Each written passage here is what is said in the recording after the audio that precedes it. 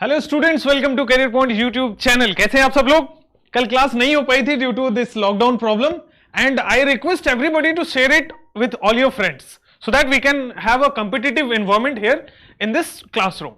आज हम पढ़ेंगे आइसोमेरिज्म, और आइसोमेरिज्म जो भी जरूरत है आपको कोऑर्डिनेशन कंपाउंड्स के अंदर एग्जामिनेशन पॉइंट ऑफ व्यू से will deliver this in this lecture.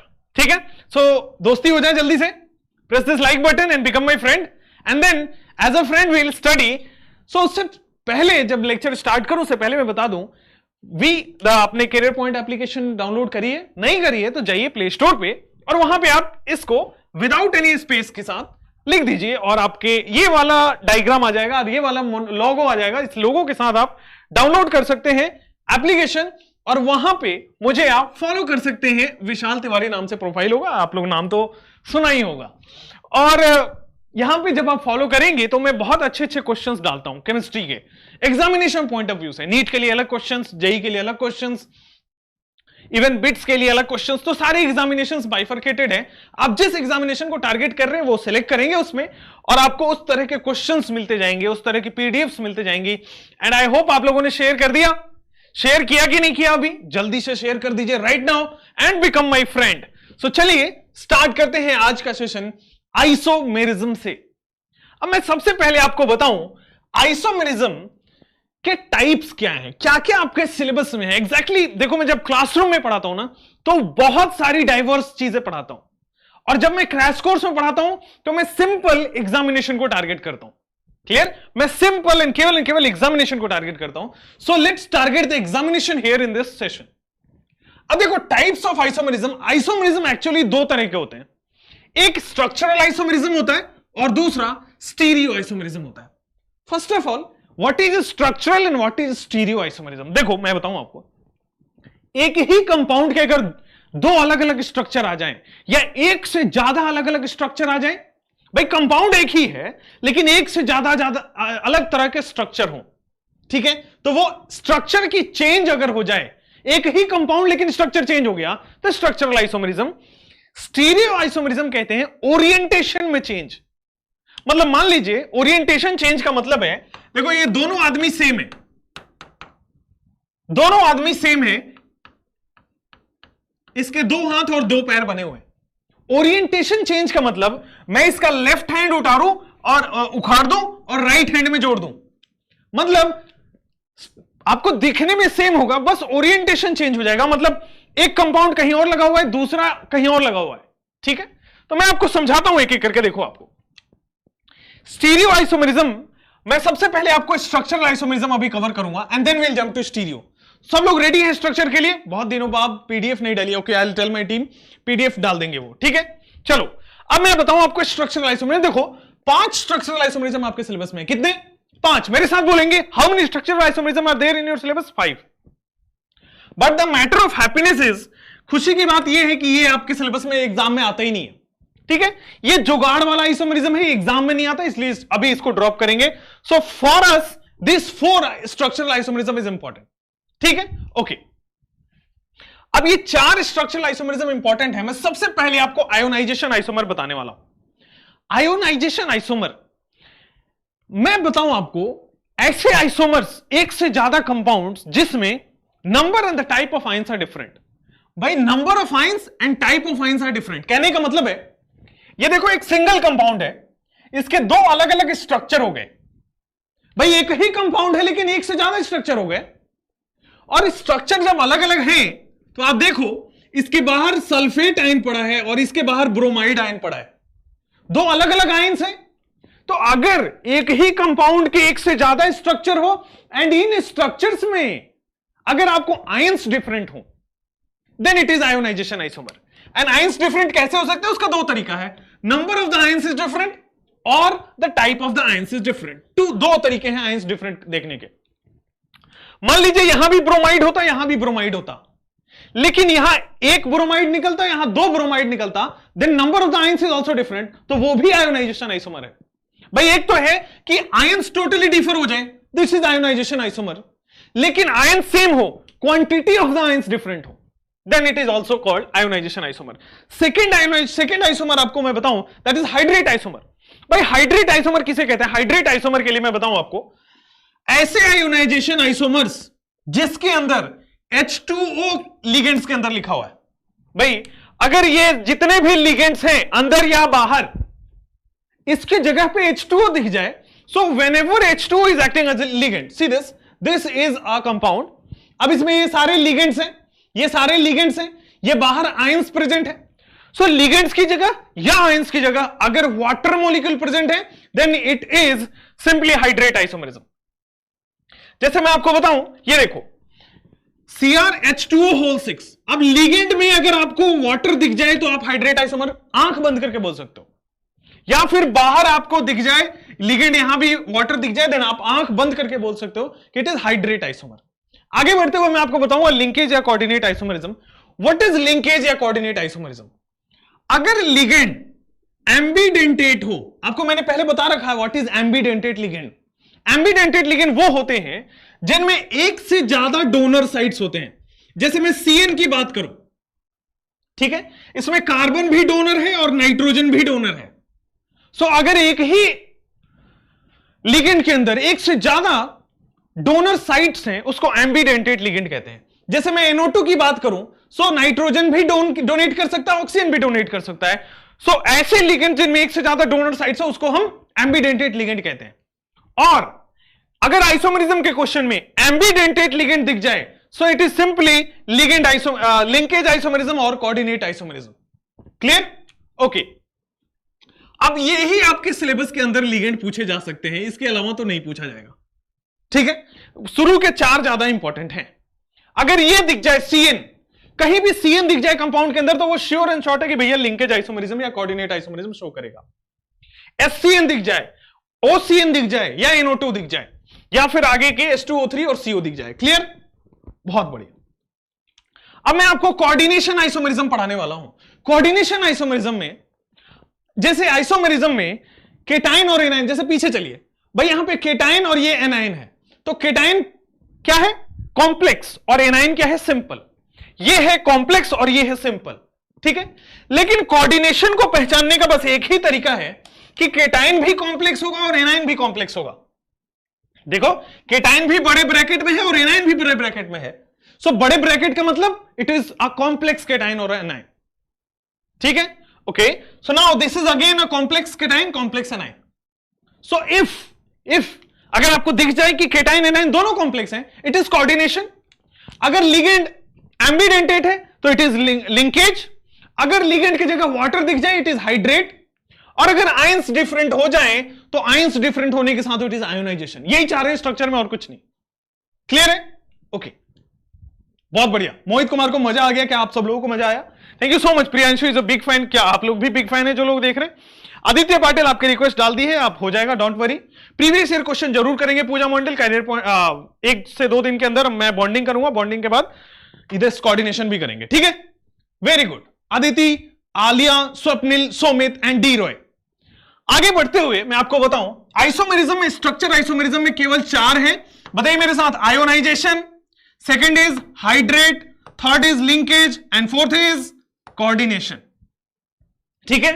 Ionisation में आयंस डिफरेंट हो जाएंगे, हाइड्रेट में वाटर आ जाएगा, लिंकेज में एम्बिडेंटेट आ जाएगा, कोऑर्डिनेशन में केटाइन एनाइन दोनों ही कॉम्प्लेक्स हो जाएंगे। बोलो हाँ अगर समझ आ गया तो। बहुत बढ़िया। Namrata, Anni and Aamir, Harsh, Mohammed Kaif and Manisha. Now structural isomerism is finish. तो क्या बात बनती है ना स्टीरियो आइसोमेरिज्म पढ़ने की? So let's study this stereo isomerism. भाई स्टीरियो आइसोमेरिज्म के अगेन 2 पार्ट्स होते हैं। पहला होता है ज्योमेट्रिकल आइसोमेरिज्म और दूसरा होता है ऑप्टिकल आइसोमेरिज्म। तो अब पहले हम पढ़ेंगे, अब बारी है ज्योमेट्रिकल आइसोमेरिज्म पढ़ने की, and then we will jump to this optical. Geometrical के भी 2 तरह होते हैं, 2 पार्ट्स होते हैं। पहला होता है सिस आइसोमर और दूसरा होता है ट्रांस आइसोमर। तो बेसिकली हम अब ज्योमेट्रिकल पढ़ेंगे जिसके अंदर सिस और ट्रांस की बात करेंगे। सिस और ट्रांस आपको बताने की जरूरत नहीं है। अगर लिगेंड्स सेम साइड में हो, इट इज सिस, और यू कैन से लिगेंड्स के बीच का एंगल 90 डिग्री हो रहा है तो इट इज सिस। अगर लिगेंड्स डिफरेंट साइड पे है, अपोजिट साइड पे है, और you can say ligands 180 degree पे है, तो वो ट्रांस होते हैं, ठीक है। Now we will study geometrical isomerism in detail. जब भी हम कोऑर्डिनेशन कंपाउंड्स की बात करते हैं तो हमारे पास केवल दो ही कोऑर्डिनेशन नंबर निकल के आते हैं, कोऑर्डिनेशन नंबर 4 और कोऑर्डिनेशन नंबर 6। अब जो मैं ज्योमेट्रिकल आइसोमेरिज्म की बात करने वाला हूं वो केवल कोऑर्डिनेशन नंबर 4 और 6 में बात करने वाला हूं। एक खुशी की बात और है कि भाई कोऑर्डिनेशन नंबर 4 में तो दो ज्योमेट्रीज होती है, टेट्राहेड्रल एंड स्क्वायर प्लेनर, लेकिन कोऑर्डिनेशन नंबर 6 में केवल ऑक्टाहेड्रल होती है। ठीक है, ओके। अब टेट्राहेड्रल, स्क्वायर प्लेनर और ऑक्टाहेड्रल की बात मैं आपसे करता हूं। एक और खुशी की बात बताऊं तो टेट्राहेड्रल जो होता है ना वो कभी भी जीआई शो नहीं करता। हमें जीआई पढ़ने हैं इन तीनों में, tetrahedral, square planar and octahedral. खुशी की बात यह है कि टेट्राहेड्रल में जीआई होता ही नहीं है। Now only two thing is left कि geometrical isomerism in square planar, geometrical isomerism in octahedral, बस यही पढ़ना है। तो सबसे पहले मैं geometrical isomerism in square planar पढ़ता हूं, फिर मैं आपको ऑक्टाहेड्रल पढ़ाता हूं। अब मैं स्क्वायर प्लेनर के अंदर ज्योमेट्रिकल आइसोमेरिज्म आपको डिस्कस कर रहा हूं। ठीक है, square planar that means coordination number 4, that means I can have maximum of 4 ligands. ये चारों लिगेंड सेम हो सकते हैं, हो सकता है इसमें से 3 सेम हो, 1 डिफरेंट हो सकता है 2 सेम हो, 2 डिफरेंट हो सकता है 2 सेम हो और वो दोनों डिफरेंट हो। फिर से भाई हो सकता है चारों के 4 लिगेंड सेम हो, कोऑर्डिनेशन नंबर 4 के लिए 4 लिगेंड होना जरूरी है, 4 कोऑर्डिनेट बॉन्ड बनने जरूरी है। हो सकता है चारों लिगेंड सेम हो, that means it can be Ma4। हो सकता है ये 4 लिगेंड सेम हो लेकिन 3 लिगेंड सेम हो, चौथा डिफरेंट हो जाए। ये भी तो हो सकता है कि ये दोनों सेम हो और ये दोनों डिफरेंट हो। ये भी तो हो सकता है ये दोनों सेम हो लेकिन ये दोनों डिफरेंट हो। ये भी तो हो सकता है कि भाई चारों के चारों डिफरेंट हो। So all the possible cases according to the permutation combination is written above here. Clear? ठीक है, ओके। अब देखो मैं आपको एक एक करके बताता हूं। देखो सिंपली Ma4 मैं बताऊं आपको जीआई शो करने के लिए, भाई सिस ट्रांस में अभी क्या बताया मैंने कि लिगेंड्स सेम साइड या अपोजिट साइड। सो ज्योमेट्रिकल आइसोमेरिज्म शो करने के लिए आपको at least 2 different ligands, 2 ligands different होने चाहिए, एटलीस्ट 2 लिगेंड्स डिफरेंट होने चाहिए। यहां पे चारों के 4 लिगेंड सेम है, डिफरेंट है ही नहीं। यहां पे 3 लिगेंड सेम है तो 2 लिगेंड डिफरेंट हो ही नहीं सकता। अब यहां पे देखो 2 लिगेंड डिफरेंट है। अगर मैं आपको बोलूं एग्जामिनेशन पॉइंट ऑफ व्यू से, then you have to learn it in your mind, मतलब आपको याद होना चाहिए, तभी जाके तुरंत आंसर देखते ही, मतलब क्वेश्चन देखते ही आंसर मारने वाला होगा। अगर आपको याद रहेगा तब 00 22 3, 00 मतलब 00 no GI, no GI, 22 and 3, it's like a phone number. बस आपको यह दिमाग में होना चाहिए बस, और यह बहुत आसान है रखना। ठीक है, अब एक इंपॉर्टेंट फैक्ट ये निकल के आती है कि जो लास्ट वाला है जिसमें चारों के चारों लिगेंड डिफरेंट है, इसमें सिस ट्रांस आइसोमेरिज्म डिफाइन नहीं होता। ठीक है, अब मैं एक एक करके आपको लेके चलता हूं। क्वेश्चन आएगा ऐसे, क्वेश्चन आएगा, देखो क्वेश्चन आएगा Ma2B2। Ma2B2 कहने का मतलब है, जैसे मान लो क्वेश्चन आ गया आपके पास, ऐसे आएगा कि tell me the number of the geometrical isomerism PTNS3 whole twice Cl2। ये क्वेश्चन आ गया। अब इस पे क्वेश्चन आएगा, आप देखोगे 2 और 2 4, दैट मींस 4 कोऑर्डिनेट बॉन्ड, दोनों मोनोडेंट हैं, 4 कोऑर्डिनेट बॉन्ड, 4 कोऑर्डिनेट बॉन्ड बन रहे हैं यहां पे, 2 और 2 4, okay. 4 coordinate bond, that means Ma2B2 दिख रहा है भाई, ये दिख रहा है Ma2B2। यस, अगर आपको डायरेक्ट याद है Ma2B2 को 2 ज्योमेट्रिकल आइसोमेरिज्म, आप आगे बढ़ जाओ, सीधा मारो cis and trans isomerism possible and आगे बढ़ जाएंगे। अगर क्वेश्चन आ गया कि PTNH3 whole twice Cl and Br, भाई ये आ गया Ma2BC। अगर आपको ये दिमाग में है 2GI, आगे बढ़िए, सिस एंड ट्रांस डिफाइंड। क्वेश्चन आ गया कि चारों के चारों लिगेंड डिफरेंट दिख रहे हैं तो 3 GI होंगे और सिस और ट्रांस डिफाइंड, आगे बढ़िए। अब अगर आपको दिमाग में अगर है तो ठीक है, नहीं है तो वो मैं तरीका बताता हूं। अगर आप रटना नहीं चाहते तो मैं तरीका बताता हूं। देखो Ma2B2 की बात करो, सबसे पहले 2A है तो 2A फैला दो, B है तो दोनों B को फैला के लिख दिया और नंबरिंग कर दिया 1 2 3 4। अब आपको बस 2 चीज दिमाग में रखनी है, कपल बनाओ और अगर सेम कपल है तो फिनिश कर दो। कपल बनाओ, अगर सेम कपल है तो फिनिश कर दो। कपल कैसे बनाओगे भाई? कपल का मतलब 2, तो एक बार 1 को 2 के साथ कपल बनाओ तो बाद बाकी दोनों 3 और 4 एक कपल बन जाएंगे। एक बार 1 को 3 के साथ कपल बनाओ तो बाद बाकी ये दोनों 2 और 4 कपल बन जाएंगे अपने आप। एक बार 1 को 4 के साथ कपल बनाओ तो बाद बाकी 2 3 अपने आप कपल बन जाएंगे। भाई पहले 1 और 2 कपल है तो 1 और 2 में ए है तो ए लिख दिया। भाई 3 4 के लगा बी लिख दिया, बी लिख दिया। अगेन इट इज 1 3 का मतलब A B and A B, तो ए बी लिख दिया। अब आप यहां पहुंच गए, ये कपल बना लिया। कपल बनाने के बाद आपको क्या करना है कि अगर सेम कपल है तो फ्री कर दो, उनको फिनिश कर दो। ए बी बी कहीं भी नहीं है, ए बी बी, लेकिन ये देखो ए बी है, ये भी ए बी है, तो कोई एक काट दो। That means only 2 different forms we can get, that means 2 geometrical isomerism. Clear? Yes, Swapnil, you can get this schedule on eCareer Point application. You can download it from there. ठीक है? Okay. Simple couple बनाओ और अगर same couple आ रहे हैं उनको cancel out करो। Question में जैसे PTNS3 होल टू Cl2, अब Ma2B2, अगर आपको ये टेबल दिमाग में है 0 0 2 2 3 तो फिर आपको डायरेक्ट आंसर है, नहीं है तो आप यहां से कैलकुलेट कर सकते हो। कपल बनाओ, सेम कपल है तो फ्री करो। क्लियर? आगे आइए। अगर क्वेश्चन आया Ma2BC, दिख रहा है Ma2BC, भाई अगर टेबल दिमाग में है तो सीधा लिखोगे 2 geometrical isomerism, one is cis other is trans, खत्म कहानी। इससे ज्यादा पूछ ही नहीं सकते, क्या पूछेगा? ठीक है। अब Ma2BC आ गया आपके सामने, अगर आप इसको देख के लिखोगे Ma2BC, आप ये भी जो भी है ना इसको सबको एक्सपैंड करके लिख दो। तो 2A है तो 2A अलग अलग लिख दिया, फिर BC है तो BC अलग अलग लिख दिया, फिर नंबरिंग कर दी 1 2 3 4। अब कपल बनाने आपको आता है, भैया इन दोनों को कपल बनाना है, 1 को 2 के साथ, फिर 1 को 3 के साथ, फिर 1 को 4 के साथ।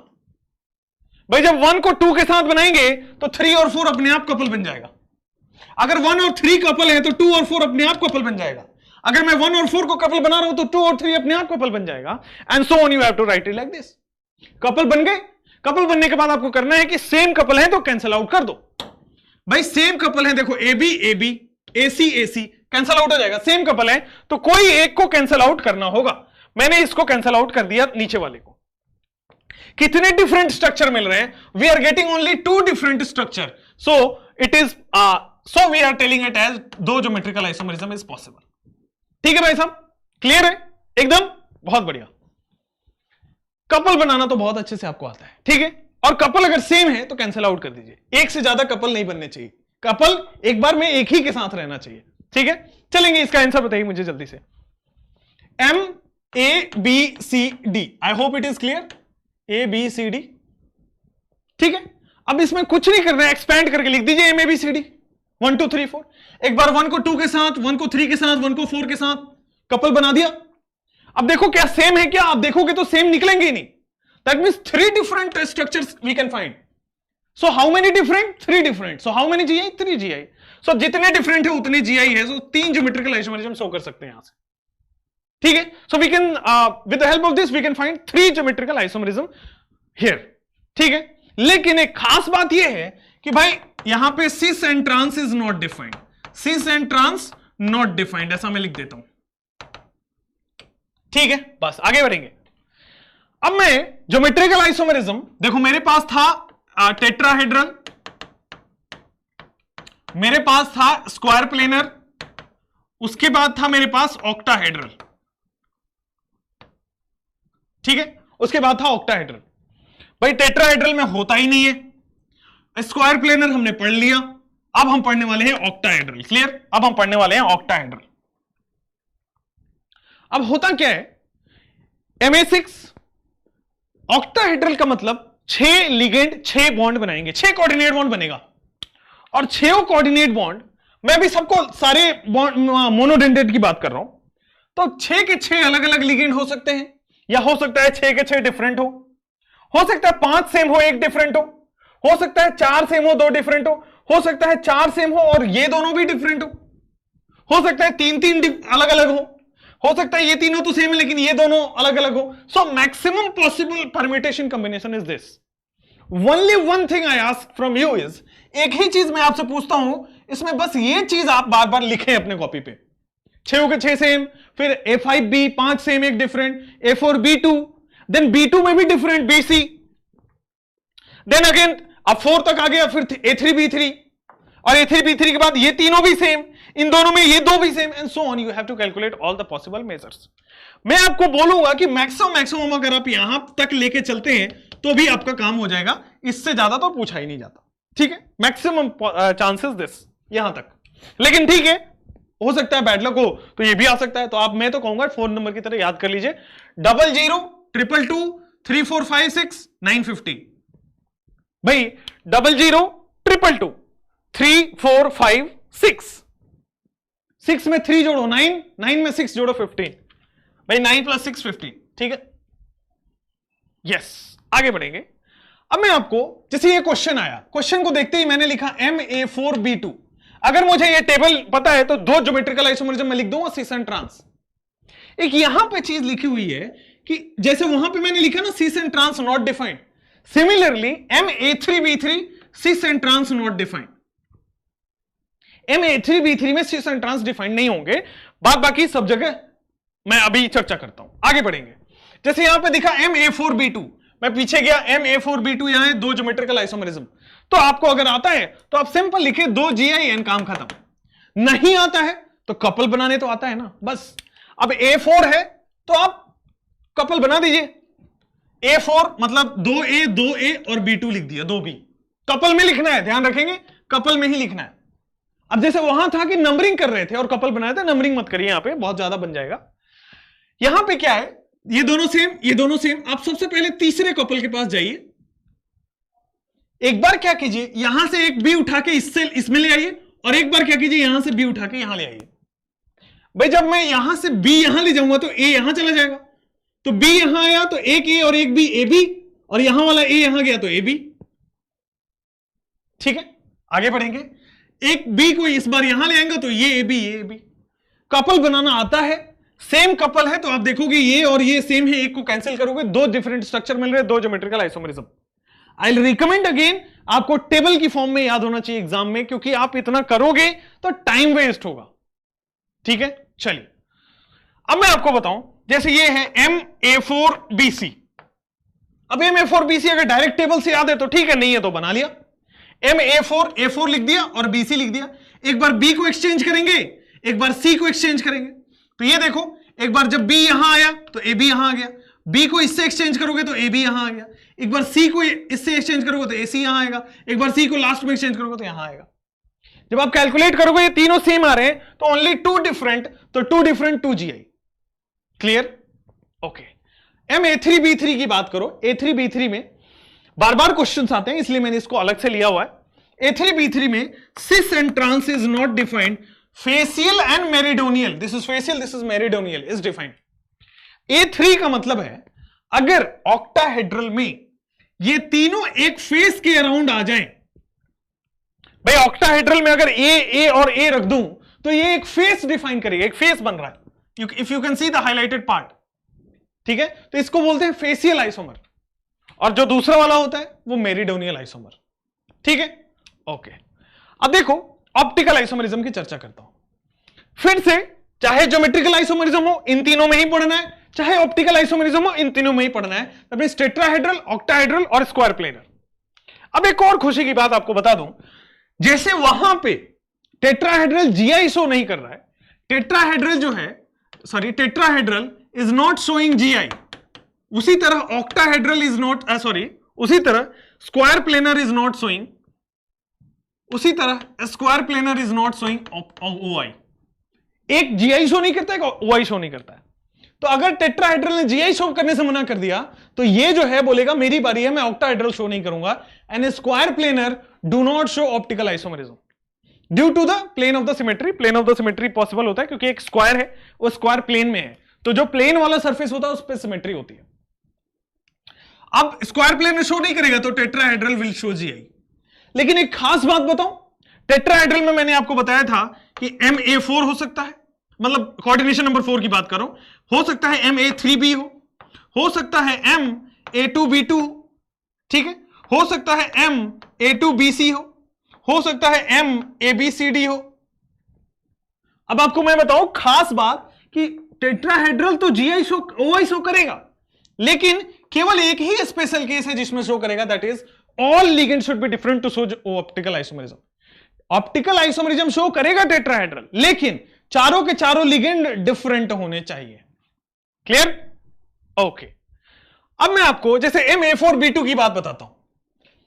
जनरल आपको रूल आ जाए MA4B2 में आप कपल बना लीजिए, जैसे GI के लिए बना रहे थे, कपल हमने बना लिया। अब आपको बस दो चीज चेक करनी है। पहली चीज कि एक ही कपल में दोनों सेम नहीं होने चाहिए, गड़बड़ हो जाएगा भाई। अगर केवल मेल और मेल मिलकर कपल बना रहे हैं तो गड़बड़ है ना। तो एक ही कपल में दोनों सेम नहीं होने चाहिए, केवल फीमेल फीमेल मिलकर कपल बना रहे हैं तो गड़बड़ है। तो दोनों सेम नहीं होने चाहिए। अगर सेम है तो OI शो नहीं करेगा। यहां भी देखो, अगर सेम है तो OI शो नहीं करेगा। किसी भी एक कपल में अगर दोनों कपल के लोग सेम हैं, दोनों कपल के जेंडर सेम है, तो वो गड़बड़ वाली बात है, वो OI शो नहीं करेगा। भाई MA4B2 की बात मैंने कर ली आपसे, ठीक है। यहां पे अगर आप टेबल से जाओगे तो GI is 2 लेकिन OI is 0। Why? OI 0, OI दिखाने के लिए दोनों कपल में डिफरेंट होने चाहिए, एक मेल एक फीमेल, एक A होना चाहिए एक B होना चाहिए, एक A एक C होना चाहिए, और दो कपल भी आपस में अलग अलग होने चाहिए। वो मैं अगले वाले केस में बता दूंगा, ठीक है। आगे बढ़ेंगे। MA4BC की बात करो, ये कपल बन गई, लेकिन एक ही कपल में दोनों सेम जेंडर के हैं, एक ही कपल में दोनों सेम जेंडर के हैं, that means it will not show OI। Optical isomerism show करने के लिए कपल में जेंडर का डिफरेंट होना जरूरी है। GI तो 2 है, ऑप्टिकल आइसोमेरिज्म 0 है, वहां देखेंगे सब लोग। A3B3 की बात कर लो भाई, ये GI वाले मेथड से ये तो कपल तो बना लेंगे। अब देखो, एक ही कपल में दोनों का जेंडर सेम है, गड़बड़ बात है। एक ही कपल में दोनों का जेंडर सेम है, गड़बड़ बात है। दैट मींस ऑप्टिकल इनएक्टिव है, ऑप्टिकल एक्टिविटी शो नहीं करेगा, ठीक है। मयंक वेलकम। आगे बढ़ेंगे। नाउ MA3B2C कपल आपने बना लिया, ज्योमेट्रिकल आइसोमेरिज्म 3 है, लेकिन खास बात यह है, ये देखो कपल में जेंडर सेम, और देखो आप यहां तो आप बोलोगे यहां एक A एक C है, एक B है, एक A एक C है, तो फिर कैसे हो गया? ओके, सो अगर पहला रूल फॉलो कर गया देन चेक द दूसरा रूल। यहां तो तीनों कपल डिफरेंट जेंडर के हैं, लेकिन आप देखो ये कपल और ये कपल सेम है, तो ये भी नहीं चलेगा ऑप्टिकल आइसोमेरिज्म में। ये दोनों कपल भी डिफरेंट होने चाहिए, कपल के सारे लोग भी डिफरेंट होने चाहिए। दैट मींस अगर 3 कपल बन रहे हैं तो तीनों कपल के अंदर वाली चीजें भी डिफरेंट होनी चाहिए, और ये तीनों कपल भी आपस में डिफरेंट होने चाहिए। जैसे ये दोनों AC और AC डिफरेंट होने चाहिए, अगर AD होता तो ठीक होता। बहुत बढ़िया। अब देखो अगेन MA3BCD ये बन गया, जेंडर सेम। यहां पे देखो ये दोनों डिफरेंट, ठीक, ये दोनों डिफरेंट, ठीक, ये दोनों भी डिफरेंट, ठीक, ये तीनों भी आपस में डिफरेंट। अब जाके ऑप्टिकल आइसोमेरिज्म शो करेगा, ठीक है, अब जाके ऑप्टिकल आइसोमेरिज्म शो करेगा। So this 3 is optically inactive but this is optically active. This will show optical isomerism. This will show optical isomerism. अब ये ऑप्टिकल आइसोमेरिज्म शो करेगा। तो ऑप्टिकल आइसोमेरिज्म का मतलब एक D और एक L फॉर्म, एक पॉजिटिव और एक नेगेटिव वाला form. One will rotate the PPL2 plus, one will rotate the PPL2 minus, one will rotate the PPL2 clockwise, one will rotate the PPL2 anti-clockwise, ठीक है। सो इस ऑप्टिकल एक्टिव का मतलब दो फॉर्म बनेंगे, एक D और एक L, एक प्लस की तरफ रोटेट करेगा, एक माइनस की तरफ रोटेट करेगा। आगे जब बढ़ोगे देखो GI तो 4 है, GI तो 4 है, ऑलरेडी मैं बता चुका हूं, जितने डिफरेंट होंगे उतने GI होंगे। OI 2 होंगे, कैसे भाई? केवल एक ही ऑप्टिकल आइसोमेरिज्म शो कर रहा है, लेकिन इस ऑप्टिकल आइसोमेरिज्म के 2 फॉर्म होंगे, one is D, one is L। GI 4 OI 2, इसकी वजह से 2 OI शो करेगा। लेकिन अगर क्वेश्चन में आ गया कि फाइंड द टोटल आइसोमर्स, जो आता भी है, तो total isomer will be 5। Why? अब देखो कैसे, मैंने GI कैसे काउंट किया, first GI, second GI, third GI, fourth GI, that means 4 GI हो गए, चारों के 4 GI हो गए। अब मैं OI कैसे काउंट कर रहा हूं, first OI and second OI, one is D, one is L। तो भाई ये वाला जो स्ट्रक्चर है वो GI में भी काउंट हो गया और OI में भी काउंट हो गया, मतलब 2 बार काउंट हो गया। तो टोटल 6 है, लेकिन एक माइनस किया क्योंकि ये 2 बार काउंट हो रहा है। क्लियर? ओके। अब मैं सिनर्जिक बॉन्ड आपको बताता हूं, the last topic of coordination compound, synergic bond, important one. होता क्या है सिनर्जिक बॉन्ड? क्या होता है, जब भी कार्बोनिल के कार्बन और कोई अदर मेटल, फिर से, जब भी कार्बोनिल का कार्बन, कार्बोनिल मतलब CO, कार्बन और ऑक्सीजन का बॉन्ड, कार्बोनिल का कार्बन और कोई भी मेटल के बीच में सिग्मा एज वेल एज पाई दोनों बॉन्ड बने हुए हैं भाई, when both sigma as well as pi bond is formed between any metal and the carbon of carbonyl, इसको बोलते हैं सिनर्जिक बॉन्डिंग। लेकिन अगर मैं सिनर्जिक बॉन्ड की बात करूं तो सिनर्जिक बॉन्ड में मैं केवल पाई बॉन्ड पे ही फोकस करूंगा। दैट मींस मेटल और कार्बन के बीच में सिग्मा पाई दोनों है, but I will consider only pi because pi bonding is in your syllabus. फिर से मैं केवल और केवल pi bond between metal and carbon and pi bond between carbon and oxygen I will follow. ठीक है, सीओ की बात करूं तो CO is like this, C triple bond O, oxygen is positive, C is negative. ठीक है, अब इसमें देखो एक सिग्मा दो पाई है, लेकिन मैं सिग्मा को कंसीडर नहीं करूंगा। In synergic bonding I will consider only and only pi bond between metal carbon and pi bond between carbon oxygen. अब होता क्या है देखो, मैं होता यह है कि अगर पाई bond between metal and carbon increases, अगर मान लो मेटल और कार्बन का पाई बॉन्ड, यहां का जो पाई बॉन्ड है वो इंक्रीज करेगा, तो यहां का पाई बॉन्ड डिक्रीज करेगा, बिकॉज द टोटल इंटेंसिटी आप मान लीजिए कांस्टेंट है। तो भाई अगर यहां बढ़ा दिया तो यहां कम हो जाएगा, अगर यहां बढ़ा दिया तो यहां कम हो जाएगा, दिस वाइस वर्सा। ठीक, ओके। अब होता क्या है, अगर मेटल और कार्बन के बीच का पाई बॉन्ड, मेटल और कार्बन के बीच का पाई बॉन्ड, ठीक है, if pi bond between metal and carbon increases, wait, if pi bond between metal and carbon increases, यहां का पाई बॉन्ड अगर बढ़ने लगेगा तो यहां का पाई बॉन्ड कम हो जाएगा। ठीक, if pi bond between metal and carbon increases, तो फिर यहां का पाई बॉन्ड कम होगा। देखो, then the pi bond between, अच्छा वो तो हो गया, वो मैंने समझा दिया है। अच्छा, यहां का अगर पाई बॉन्ड बढ़ेगा तो यहां का बॉन्ड ऑर्डर भी बढ़ेगा। क्यों? पाई बॉन्ड बढ़ेगा, that means bond order increase होगी, क्योंकि sigma bond is 1, pi bond बनते ही 2 हो गया, ट्रिपल बॉन्ड बनते ही 3 हो गया। तो जैसे जैसे यहां का पाई बॉन्ड स्ट्रांग होगा, सिंगल बॉन्ड से डबल बॉन्ड से ट्रिपल बॉन्ड, वैसे वैसे बॉन्ड ऑर्डर बढ़ता जाएगा। सो पाई बॉन्ड अगर बढ़ेगा तो बॉन्ड ऑर्डर भी बढ़ेगा, बॉन्ड ऑर्डर बढ़ेगा तो स्टेबिलिटी बढ़ेगी, बॉन्ड स्ट्रेंथ बढ़ेगी, बॉन्ड एनर्जी बढ़ेगी। केवल एक चीज घटती है, दैट इज बॉन्ड लेंथ। तो देखो, bond strength, bond energy, stability सब कुछ बढ़ेगा बॉन्ड ऑर्डर के बढ़ने की वजह से, लेकिन केवल एक चीज कम होती है, दैट मींस बॉन्ड लेंथ। तीसरी चीज, अगर मैं बता दूं सीओ का बॉन्ड ऑर्डर बढ़ेगा, मान लीजिए यहां का बॉन्ड कम हो गया तो यहां पाई बॉन्ड बढ़ेगा। सो यहां बढ़ेगा अगर, तो यहां का बॉन्ड स्ट्रांग होगा, यहां का बॉन्ड स्टेबल होगा, यहां का बॉन्ड एनर्जी ज्यादा होगा, लेकिन एक चीज कम होगी, that means bond length. Clear? Okay. अब आओ मैं आपको क्वेश्चन कराऊं। जैसे क्वेश्चन आ रहा है, arrange in the metal carbon bond order. Metal और कार्बन, कार्बोनिल वाला कार्बन का बॉन्ड ऑर्डर बताइए। दैट मींस अगर मेटल और कार्बन का बॉन्ड, ये वाला बॉन्ड पाई बॉन्ड अगर यहां इंक्रीज करेगा तो फिर ये वाला मेटल कार्बन बॉन्ड ऑर्डर बढ़ेगा। ठीक है, अब देखो ये वाला बॉन्ड कैसे स्ट्रांग होगा। द ओनली वे इज, अगर मेटल डोनेट करे, अगर मेटल डोनेट करे तो ये वाला पाई बॉन्ड स्ट्रांग होगा। अब आप देखो मेटल डोनेट कैसे करेगा। जैसे ही आप जाओगे उसको देखने, देखो यहां पे Ti-2 है, V माइनस है, Cr0, Mn plus, Fe+2। Anions can donate easily, तो ये दोनों एनाइंस में भी ये ज्यादा डोनेट कर पाएगा बिकॉज इसके पास ज्यादा एनाइन है। ये थोड़ा कम करेगा, ये न्यूट्रल हो गया, और ये दोनों तो भिखारी हो गए। Clear? More the minus charge on the central atom, more will be the donating capacity of the metal. अब जो मेटल है और कार्बन है, इस पर माइनस चार्ज ज्यादा है, तो ये डोनेट करेगा, ये डोनेट करेगा तो यहां का पाई बॉन्ड स्ट्रांग होगा, यहां का pi bond strong, that means यहां का बॉन्ड ऑर्डर स्ट्रांग, यहां का bond energy strong, bond strength strong and stability strong. Clear?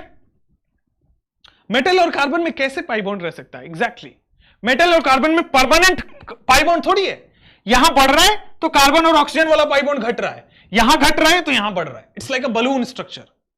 Clear? Okay, आगे बढ़ेंगे।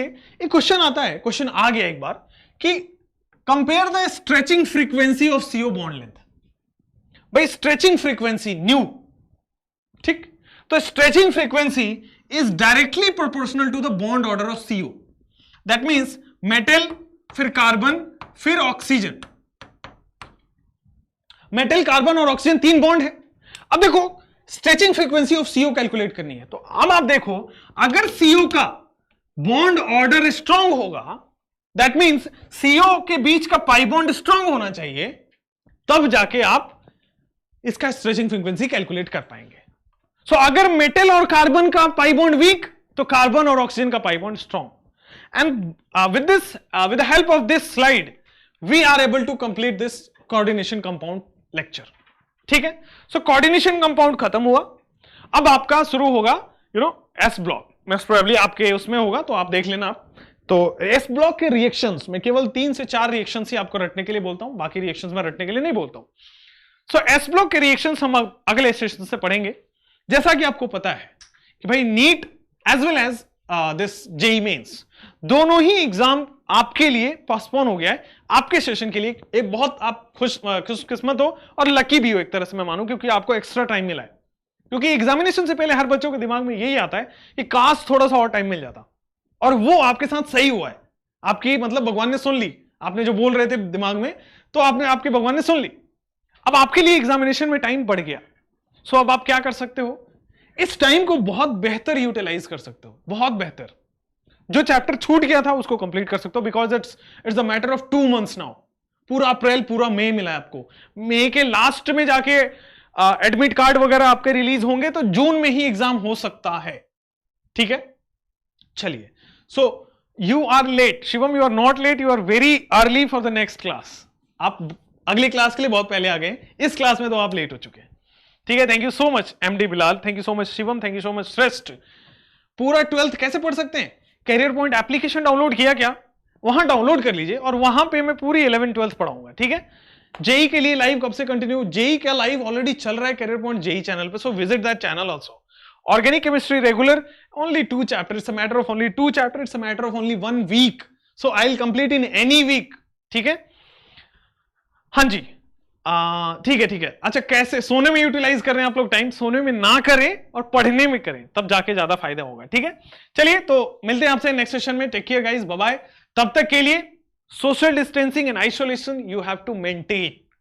हम आपके लिए, आप घर से बाहर ना निकले, आपकी पढ़ाई स्मूथ चलते रहे, उस वजह से कैरियर पॉइंट की टीम आपके लिए लाइव करती है।